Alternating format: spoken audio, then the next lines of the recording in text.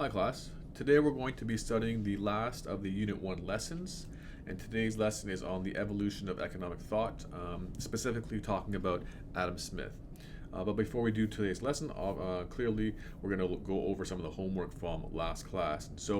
Number 2 looks at fascism versus communism and why they're typically considered rivals versus what most people think about capitalism versus communism. But we talk about the political spectrum in terms of left to right, in terms of moderate versus extreme. Both fascists and communists are extremists, which is why they would fight more because they're extreme in their beliefs and they're opposite in their beliefs. And so they would actually fight to ensure that their beliefs come through, which is why they are typical rivals. Number 3 talks about what free enterprise socialism is, talks about socialism practices, and then number 4 talks about what Canada is. While often we have capitalistic type things, we also have socialistic type things, which is why we refer to as welfare capitalism. The first question on the next page talks about a bunch of the political goals, and so hopefully you've gone through the political goals and kind of can think about how some goals may contradict or be contrary to other goals. And so these are just examples of many, many different ones. And so you want to make sure that you have a good understanding, a good handle of what an economic goal may be, and why it's so difficult for politicians or economists to make policy, because some goals are conflict, like to achieve one goal may conflict with getting another goal. So if you look at increased productivity and environmental stewardship, they're conflicting, right? Because if I'm solely focused on increasing my productivity and producing more, faster, better, theoretically, that may cause me to want to, clear cut a forest because of speed and money saving, or do fishing practices that are maybe not great for maintaining the livelihood of the fish, but it's good for my productivity, right? To be an environmental steward may force me or want me to not do some of these practices because they're going to help the environment in the future. So these things may conflict, and so what is your priority? Is your priority to economically grow, or is your priority to make sure we have sustainable life going forward, right? Obviously, the choice may sound good, but in the short term, you're going to have opposing views, and views that are going to make you decide one way or the other, right? So our economic goals don't always work together. Oftentimes they work in conflict with one another, okay? Inflation and deflation, we're talking about price stability or price instability. Consumer sovereignty, just basically giving us a right to choose. So today's lesson on evolution of economic thought, our learning goals want to know how to build a classical economic model, be able to connect different economic theories, and understand how this classical economics works. Today our success criteria will be doing discussion and reflection on Adam Smith and the classical economics, and completion and review of our homework. So, who is this guy, Adam Smith? So Adam Smith was someone who believed in something called laissez-faire capitalism. And so laissez-faire capitalism talks about letting it be, or letting things go as they should go, or should be in quotation marks. But if you know French and you know laissez-faire, it's to let things just be as they should be or as they naturally will. He's also the father of modern economics and the founder of capitalism, the theorizer of capitalism, one of the first ones. He didn't invent it as a concept necessarily, but he's one who theorizes this is how things should work and things should operate. A couple more things is he's a highly educated prodigy, gifted at his gifted mind in terms of these thoughts. And he became associated with these people, these individuals called the physiocrats. And that's very important in terms of where did his thinking come from. Adam Smith didn't just have it all together. He learned from people that helped him develop his theories and his mindset. And so, who are these physiocrats? They're a group of people that believed that if all human nature is controlled by natural law, then artificial law is unnecessary. Okay? Let me repeat that. The physiocrats believed that if all human nature is controlled by natural law, then artificial law is unnecessary. Okay? So you want to think about what is natural law and what is artificial law. Natural law is like human behavior, like instinct. Artificial law is kind of governmental law to lead us in a specific direction. Okay, and so we're going to unpack these things a bit more as we go forward. And so, why does this thought process theoretically work, right? So, because if you believe that people will tend to their own self-interests, their own selfishness, all individuals will try to benefit themselves. And so in doing so, if you're trying to benefit yourself, the theory is that you are going to push an economy forward. Okay? People will tend to serve self-interest, so all individuals benefit themselves and will ultimately create more wealth in society. And so it's very important to distinguish creating more wealth in society does not necessarily mean better society, but in these times, wealth and prosperity were very big concepts. We want to get richer, we want to grow, our nations want to be more economically prosperous. And this would be the laissez-faire approach to non-interference. Okay? So, laissez-faire being letting it be again, and non-interference being we don't want the government or artificial law to interfere with this thought process. Because this thought process, individuals are going to serve their self-interest and benefit themselves. That thought process is what is going to create more wealth in society. And so these people believe this, and therefore they say, we should not interfere because things will happen naturally. We cannot create artificial law that's going to make people to want to do this more. Okay? So, a couple more things about Adam Smith. He wrote many of these theories in his famous book, Wealth of Nations. And in the time, mercantilism was the prevailing system. Okay, so that's a very important point.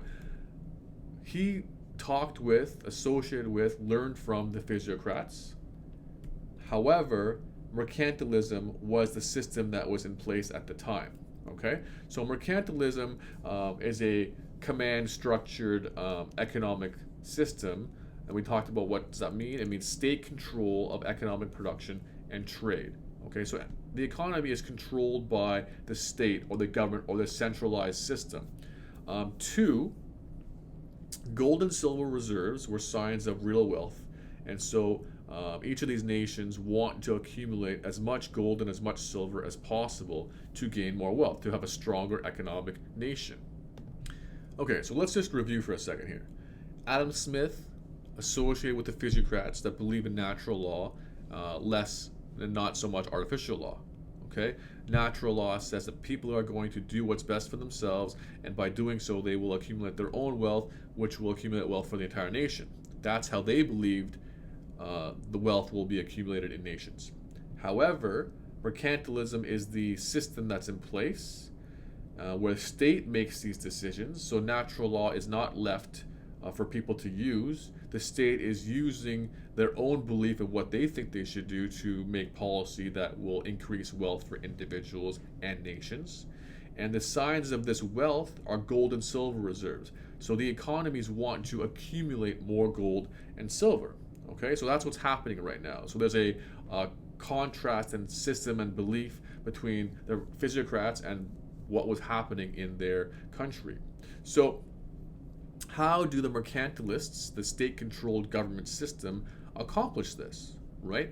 They're going to accomplish this by selling more of their stuff to other countries and buying less from those countries, right? So that makes sense. So the signs of wealth are gold and silver, so we obviously will mine our own gold and silver, but we want to get more and more and more. So to do this, we need to get the gold and silver from other countries. And to get the gold and silver from other countries, those other countries need to buy their stuff from us, okay? And at the same time, our people can't be buying as much of their stuff, which is going to cause our gold and silver to go to those countries. And so, how would we accomplish this? And so, if anyone is understanding how to impact trade relationships and what's happening with trade, you understand about taxes and tariffs, right? So, the mercantilists want their citizens to sell the product or sell stuff to other nations, and so other nations send money into our country. That creates wealth. Two, they want our citizens to buy less from those nations, and to accomplish that, they're going to tax and tariff incoming goods. Okay, they're taxing and tariffs imports, making it more costly for our citizens to buy that stuff, therefore not wanting to buy that stuff, therefore keeping our wealth in our country, right? Or they end up paying more taxes and tariffs, and so the government's going to collect that money anyway.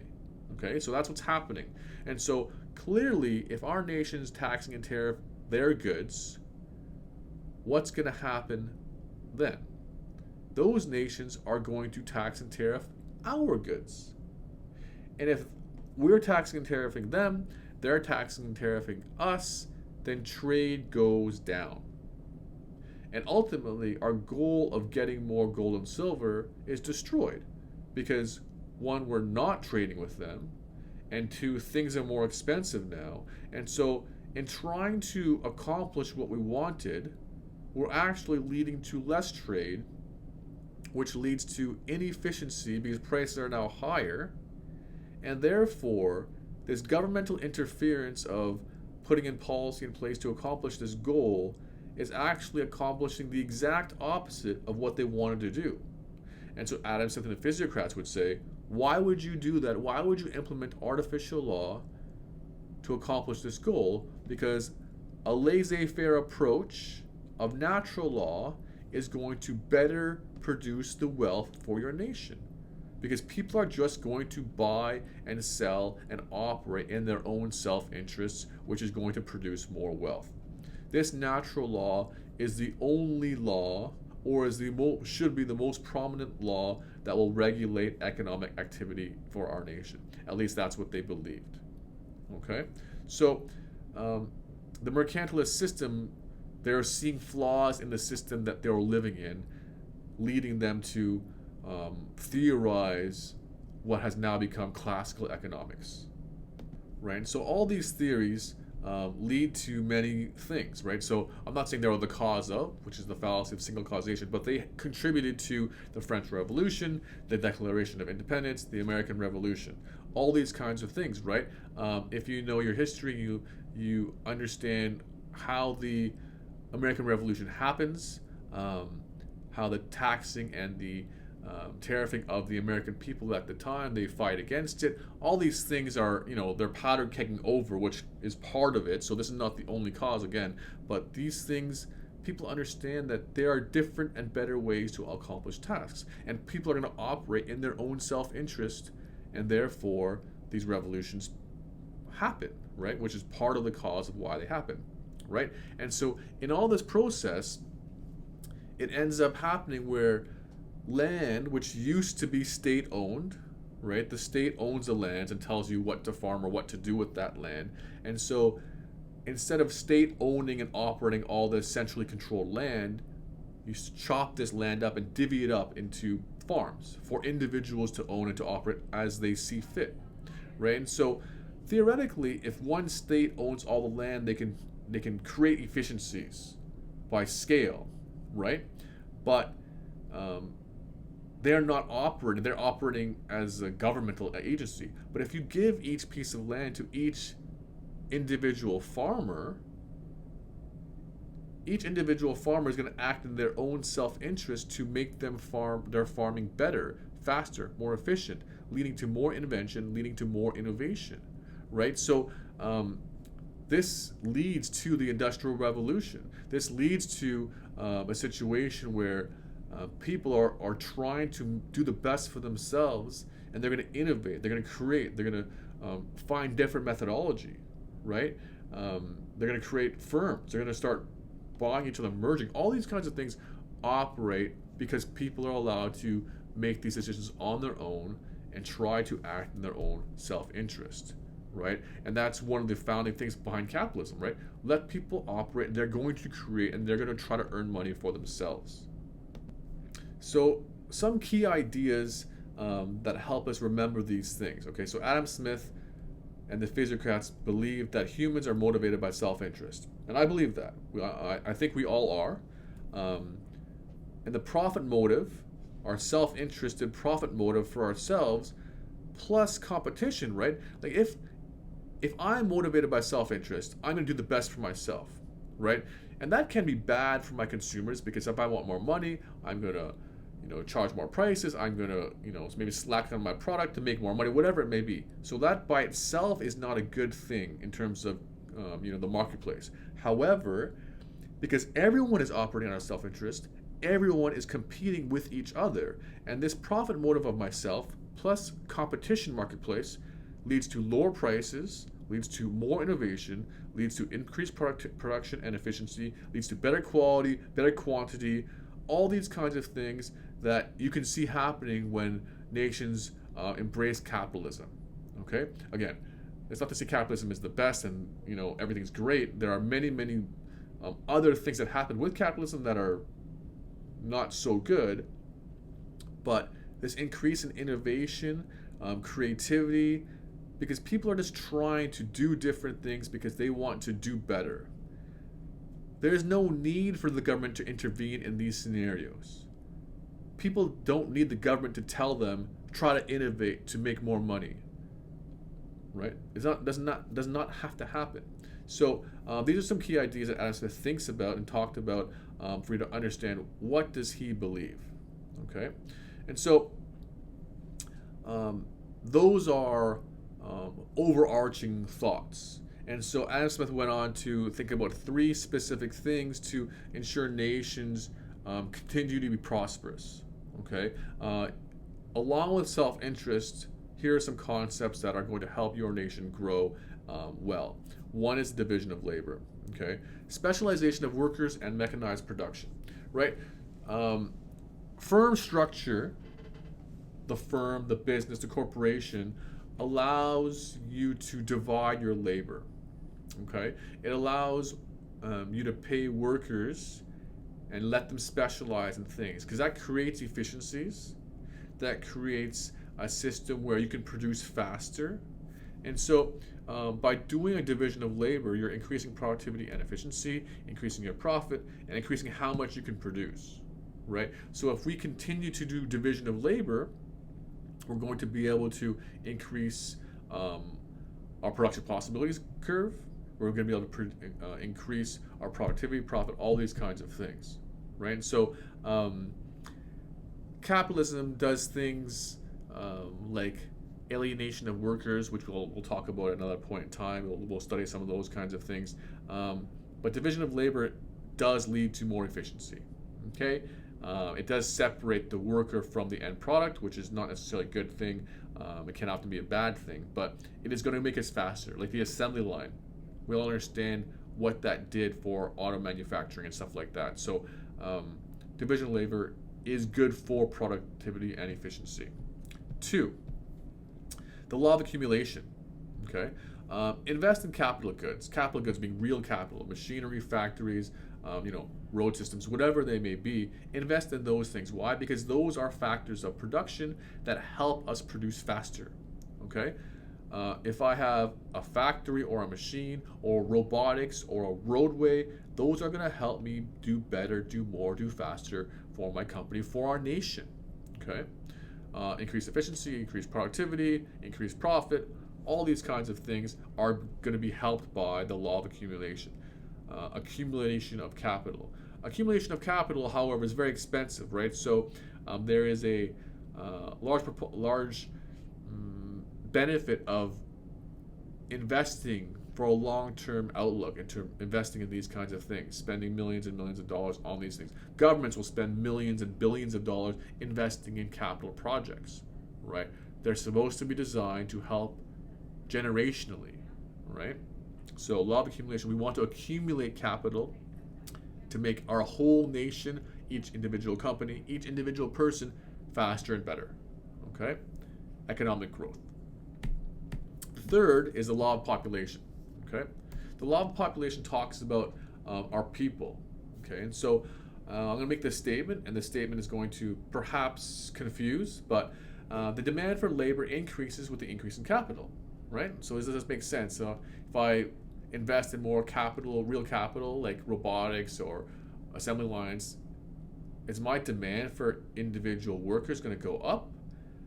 Even though we talked about the replacement of workers with artificial intelligence and those kinds of things. So individual jobs may start to disappear, right? But if we are increasing our capital investment, our economy is going to grow, right? If our economy grows, we're going to produce more, we're going to create new jobs, and so the demand for labor for other things and overall should grow if our economy is growing and our prosperity is growing, right? And so this can be a contentious point because some industries are going to lose laborers and lose jobs while other areas are going to grow, right? If you think technology right now, the growth in the technology sector is massive, right? While other sectors are getting pummeled, right? So we're talking about a very, very high level viewpoint in terms of demand for labor increasing with the increase in capital, right? So if demand for labor goes up, then wages should all go up as well, theoretically. There are also many problems with this theory because this, historically, wages have not increased as fast as inflation or as fast as we theoretically think they should on the lower end, right? And the people at the bottom are the one who need those incremental increase in wages the most, whereas our uber wealthy their wages are increasing significantly. However, they're the ones who maybe need it the least. So that's another conversation for another day. But wages should theoretically go up, increase the quality of life, increase the standard of living. However, because wages are going up, competition for jobs are always going to keep wages in check and at a manageable level for employers. Okay, because people are always willing to work, and so people are very, very replaceable, especially if we go back a few slides when we have division of labor. Our lower end jobs that make less money and have less high skills, they're more replaceable, and those wages historically have not been going up as much, right? So again, this is a long conversation, but the value of companies is increasing significantly, yet the wages of the lowest end workers are kept very manageable. Some may argue that when I say manageable, that might mean at a level that's actually too low, right? So when we talk about minimum wages and stuff like that, we'll dive into this a little bit more. But if you do all these things, Adam Smith says, division of labor, law of accumulation, law of population, we're going to continue with our progress and prosperity. So that's our last lesson of Unit 1. We're going to have our tests shortly. And we're going to have an assignment as well. But that's today's lesson on Adam Smith, because we're going to be talking a lot about the classical economic model going forward. Thank you.